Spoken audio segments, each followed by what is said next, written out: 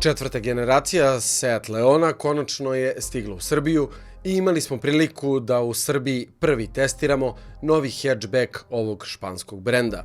Testirani Seat Leon došao je u FR opremi koja naglašava njegov dinamični karakter, a opremljen je i dvolitarskim TDI motorom sa 150 konjskih snaga koje prenosi na prednje točkove preko sedmostepenog DSG automatskog menjača. Već na prvi pogled, Leon nas je osvojio novim izgledom.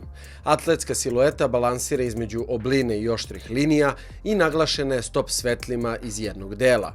Za one koji preferiraju dinamiku i vreli duh Španije, Leon će tako biti i među najelegantnijim automobilima u segmentu.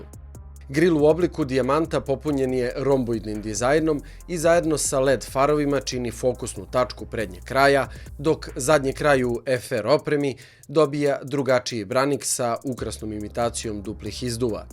Novi vizualni identitet Leona zaokružen je i novim logom, pa je ime modela sad ispisano pisanim slovima. Kvadratni logo Seat brenda ujedno služi i kao taster za otvaranje prtljažnog prostora, pri čemu treba napomenuti da je njegova zapremina od 380 litara veća nego kod pojedinih konkurenata. Unutra FR paket opreme podrazumeva profilisana sportska sedišta koja pružaju dodatnu potporu prilikom vožnje u krivinama, dok su u svakodnevnom korišćenju udobna bez obzira na svoj sportski dizajn.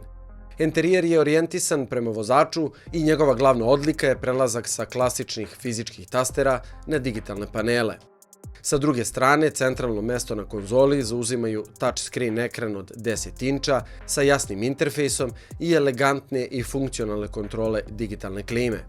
Multifunkcionalni sportski volan presvučen je perforiranom kožom sa naglašenim crvenim štepom, a iza njega vozač sve vitalne informacije o automobilu dobija na virtualnom kokpitu. Kombinacija dvolitarskog dizel agregata sa sedmostepenim menjačem adekvatno iskorišćava MQB platformu koju Leon deli sa Golfom 8. generacije i Audijem A3.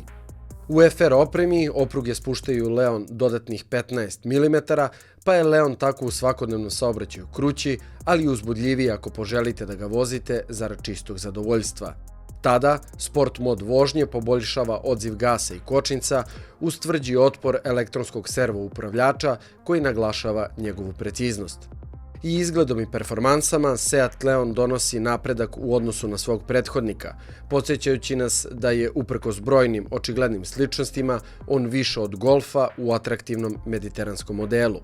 Skladan i moćan dizajn, pomešan sa sjajnim voznim karakteristikama, stavlja Leon u povlašćenu poziciju u segmentu, a najveće entuzijaste radost očekuje kada se na tržištu pojavi nova Cupra verzija. Za porudžbine do 31. decembra 2020. godine, novi Seat Leon ima akcijsku početnu cenu od 15.990 evra, dok će redovna cena osnovnog modela iznositi 18.205 evra.